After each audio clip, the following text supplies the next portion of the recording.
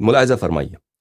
اور کیوں عمرو بن العاص کو اتنا درد ہے, اس کو حسرت ہے, افسوس ہے کہ اس کو عمر کے لیے کام کرنا پڑتا ہے. ملاحظہ فرمائیے, یہ کتاب ہے صحیح البخاری, چاپ دار احیاء التراث العربی, جو سنہ 1422 میں کتاب چھپی ہے, صفحہ نمبر 482 میں. باب اسلام عمر مسلمان کیسے ہوا ہے, ٹھیک ہے نا. اس میں روایت 3864. ملاحظہ فرمائیے, عبداللہ ابن عمر کہتے ہیں اپنے والد سے کہ میرے والد کہتے ہیں بینما ہوا فی الدار خائفہ, کہ عمر اپنے گھر میں بڑا خائف تھا, خوف ہوا تھا عمر کو, بہت ہی خوفناک, خوف زدہ. یہ بخاری ہے. ملاحظہ فرمائیے, خوف کس بات کا ہے؟ ایک شخص اپنے گھر میں ہے, خوف زدہ لرز رہا ہے, وہ اپنے گھر میں ہے, بڑا خوف زدہ ہے عمر. اذ جاءہ العاص بن وائل السہمی, تو لازمی بات ہے کہ یہ حدیث کا پچھلا بھی حصہ ہے نا, تو بخاری نے کاٹ دیا, اس میں بہت کچھ ہوا ہوگا. کوئی اس طرح تو شروع نہیں کرتا بینما ہوا خائفا فی الدار, کہ وہ گھر میں بڑا ڈر کے مارا تھا. کہانی اس سے پیچھے بھی ہے, لیکن اس میں جو بھی مصلحت انہوں نے دیکھا ہے اس کو ان لوگوں نے ذکر نہیں کیا. اس وقت کیا ہے, عاص ابن وائل السہمی یعنی عمرو بن العاص کا باپ, وہ آیا. ابو عمرن, جو عمر کا باپ ہے, عمر کا باپ ہے کون؟ عمرو بن العاص کا والد ہے. علیہ حلت حبرت وقمیص مکفوف بحریر, وہ آیا بڑا شاندار لباس میں. حلہ, جو بہترین قسم کا جو اوور کوٹ ہوتا ہے, وہ اس نے پہنا ہوا ہے, اور ایک قمیص ہے جو بالکل وہ ریشم کے ساتھ اس کی تزئین ہے, بہترین اس نے پہنا ہوا ہے. اچھا, وہ بنی سہم کا ہے, اور وہ ہم حلفاؤنا فی الجاہلیہ, اور وہ ان کا خاندان کا ہمارے خاندان کے ساتھ حلف تھا جاہلیت میں.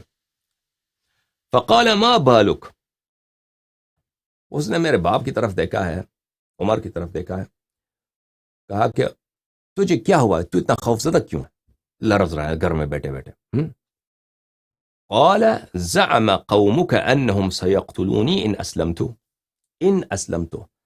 کہتے ہیں کہ عمر کہتا ہے کہ تیرا قوم جو ہے وہ کہتے ہیں کہ اگر عمر مسلمان ہو جائے وہ مجھے قتل کر دیں گے, اگر میں مسلمان ہو جاؤں گا تو یہ مجھے قتل کر دیں گے, تو اس لیے میں خوف زدہ ہوں.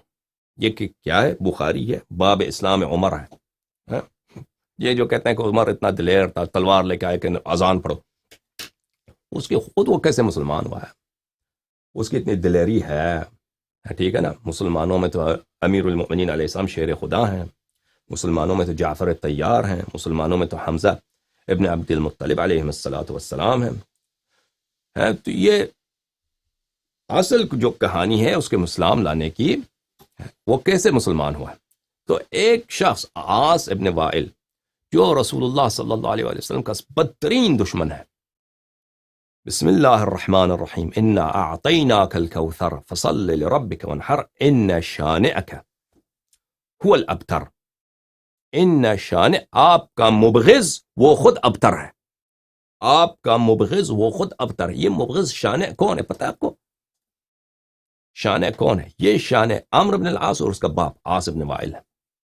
عمرو بن العاص اور اس کا باپ عاص بن وائل, یعنی وہ ابھی میں دکھاؤں گا آپ کو, جو شخص بدترین دشمن ہے رسول پاک صلی اللہ علیہ وآلہ وسلم کا, جس کو اللہ نے قرآن کریم میں دشمن رسول صلی اللہ علیہ وآلہ وسلم پکارا ہے, ٹھیک ہے نا. وہ آیا ہے اس سے ملنے, کیونکہ اس کا حلیف ہے کہ بھئی تجھے کیا, تو اتنا ڈرا ہوا کیوں ہے, ڈرتا کیوں ہے, خوف زدہ کیوں ہے. کہتا ہے لوگ مجھے مار دیں گے اگر میں مسلمان ہو جاؤں. تو پھر اس نے پناہ دی اس کو, معاف کیجیے گا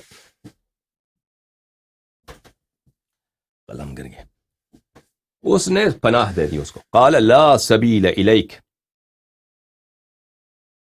لا سبیل الیک. آس نے کہا کہ آس نے, وہ جو شانع تھا رسول پاک صلی اللہ علیہ وسلم کا دشمن, وہ آخر تک مسلمان بھی نہیں ہوا. اس نے کہا کہ نہیں, تجھے کوئی, میں کسی کو نہیں چھوڑنے دوں گا, تیرا کوئی مزاحم نہیں بنے گا، تجھے کوئی نہیں مارے گا. بعد ان قالها آمنت، عمر کہتا ہے کہ اس کے بعد جب اس نے مجھے تسلی دیا تو پھر میں نے ایمان لایا، آمنت. یہ اصل اسی طرح پڑھنا چاہیے آمنت، کیونکہ اگر میں قرینہ دیکھو نا، اگر میں مسلمان بن جاؤں تو یہ مجھے قتل کر دیں گے.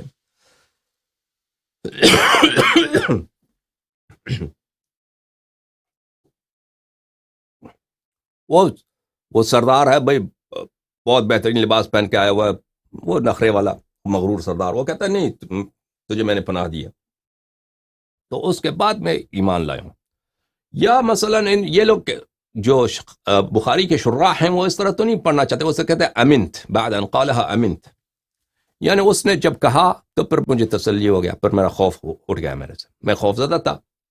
جب اس شان الرسول صلی اللہ علیہ وآلہ وسلم نے مجھے پناہ دیا تو پھر میں نے امن کا احساس کیا کہ اب مجھے کوئی نہیں مارے گا. ٹھیک ہے نا. پھر وہ سب باتیں جھوٹ ہیں کہ تلوار لے کے آیا کہ چلیں اب اذان پڑھتے ہیں علنا. فخرج العاص، عاص عمر کے گھر سے نکل گیا. فلقی الناس سال بهم الوادی، اس نے لوگوں کو دیکھا کہ لوگ وہاں پہ کچھ ان کا اجتماع ہے، وہ کہتے ہیں ہم عمر کو مارتے ہیں، یہ مسلمان بننا چاہتا ہے، اس کو مارتے ہیں. فقال این تریدون، عاص جو سردار تھا مشرکین کا، اس نے کہا کہاں جانا چاہتے ہو، کیا چکر ہے؟ کہا کہ نرید هذا ابن الخطاب الذي سبا، ہم کہا کہ یہ عمر مسلمان بننا چاہتا ہے، ہم اس کا صفائی کرتے ہیں، اس کو پٹائی کرتے ہیں، اس کو پٹائی کرتے ہیں. ٹھیک ہے نا. انہوں نے نہیں کہا کہ ہم قتل کریں گے، انہوں نے کہا ہمیں ان سے کام ہے، عمر سے کام ہے، یہ مسلمان بننے کے چکر میں ہے. قال لا سبیل الیہ، اس نے کہا نہیں، اس نے کہا کہ کیا نہیں، عمر میرے پناہ میں، عمر کو نہ چھیڑو. فکر الناس، پر وہ لوگ نہ کہ یار یہ سردار نے نہیں کرنے دیا نا، ہم اس کو پٹائی کرتے یا قتل کرتے، جو بھی تھا ان کا ارادہ. قتل تو بعید ہے، وہ مارتے گالی وغیرہ دیتے، عمر اسی لیے ڈر گیا تھا. تو پھر وہ لوگ پلٹ گئے، انہوں نے عمر کو نہیں چھیڑا. تو کیوں نہیں چھیڑا؟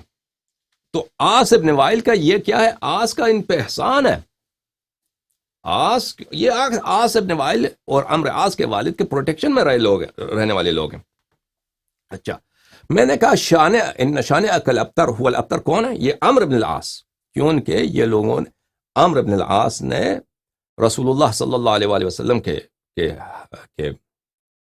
حج میں ایک قصیدہ لکھا تھا. اس نے جب مکے کے رسول اللہ صلی اللہ علیہ وسلم مکے میں تھے، اور اس کے والد تو ان کو وہ تو کہتے تھے کہ رسول اللہ صلی اللہ علیہ وسلم جشن مناتے تھے کہ ان کا کوئی بیٹا نہیں ہے، کیونکہ ان کے جو بیٹے جو تھے، ایک جناب قاسم علیہ السلام تھے، جناب عبداللہ تھے، یہ ان کا وفات ہو گیا تھا بچپن میں.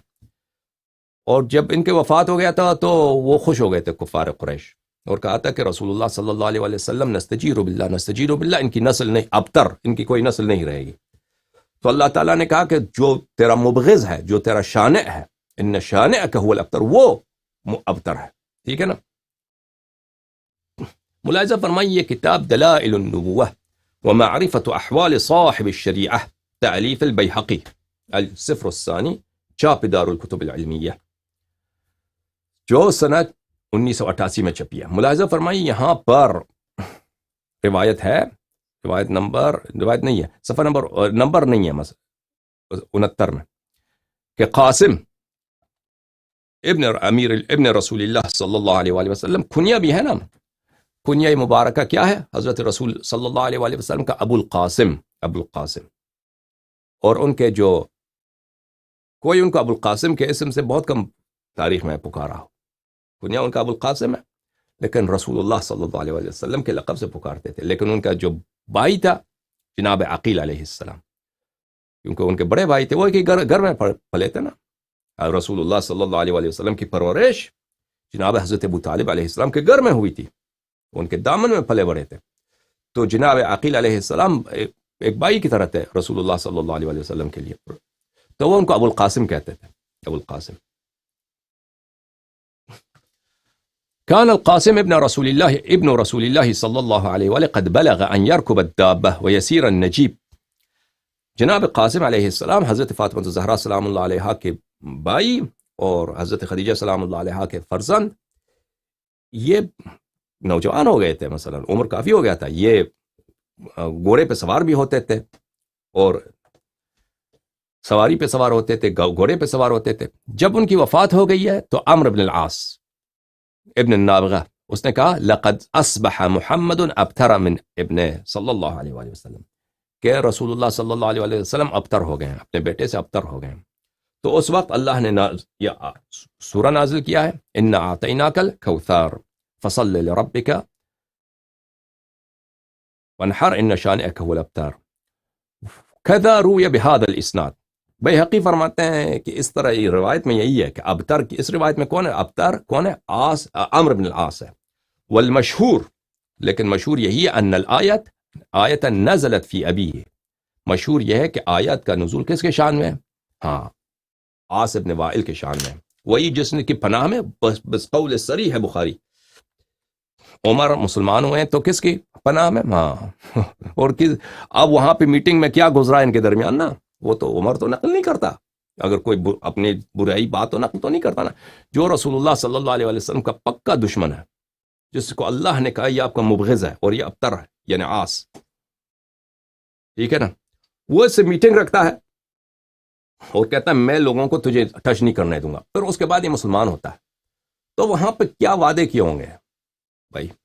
وہ تو کوئی پاگل تو نہیں ہے. اس کے لیے کیا ہوتا، کہتا مسلمان نہ بن، تجھے اجازت نہیں مسلمان بننے کی، تم لوگ تجھے مار دیں گے. اس نے دشمنی کا تقاضا تو یہی ہے.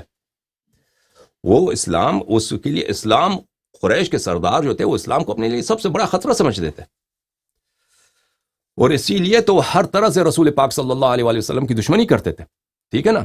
تو وہ اس طرح کہ ایک شخص مسلمان بننا چاہتا، وہ لاپرواہی کے ساتھ چلو بن جاؤ کوئی بات نہیں، میں لوگوں کو روک دوں گا، یہ تو دشمنی کا تقاضا یہ تو نہیں ہے، ٹھیک ہے نا. وہاں میٹنگ میں آپ اگر ہمیں اللہ نہیں معلوم، ہمیں اللہ جانتا ہے کہ میٹنگ میں کیا ہوا، اب بہت کچھ ہوا ہوگا ان کے درمیان، جن وعدوں کے بدولت اس نے اجازت دی کہ تم مسلمان بن سکتے ہو، ٹھیک ہے نا. وَإِلَّا جس کو اللہ نے کہا کہ یہ رسول صلی اللہ علیہ وآلہ وسلم کا دشمن ہے، وہ کیسے کہتا کہ تو چلو مسلمان بن، کوئی بات نہیں، میں تجھے پروٹیکشن دوں گا. سمجھ میں آ رہی نا بات آپ کو؟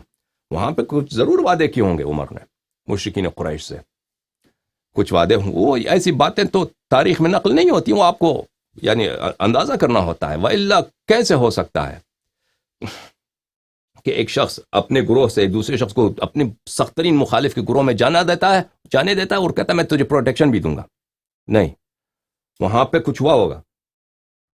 یہ کتاب جامع البیان عن تأویل آیات القرآن، تالیف ابن جریر الطبری، الجزء 30، چھاپ دار الفکر. ملاحظہ فرمائیے یہاں پہ سورہ کوثر کی تفسیر میں ابن عباس فرماتے ہیں شانے کا کیا مطلب ہے؟ شانے کا مطلب ہے عدو، دشمن. اچھا، ابن عباس فرماتے ہیں کہ یہ ان شانئک هو الابتر، یہ شانے کون ہے، یہ عدو کون ہے جو ابتر ہے؟ یہ عاص ابن وائل ہے. سعید ابن جبیر فرماتے ہیں هو العاص ابن وائل. سعید ابن جبیر فرماتے ہیں عدوک العاص ابن وائل ان بطر من قومه. مجاہد فرماتے ہیں العاص ابن وائل، العاص ابن وائل اس نے خود کہا انا شانئ محمد صلی اللہ علیہ وآلہ، میں محمد صلی اللہ علیہ وسلم کا دشمن ہوں، مبغض ہوں.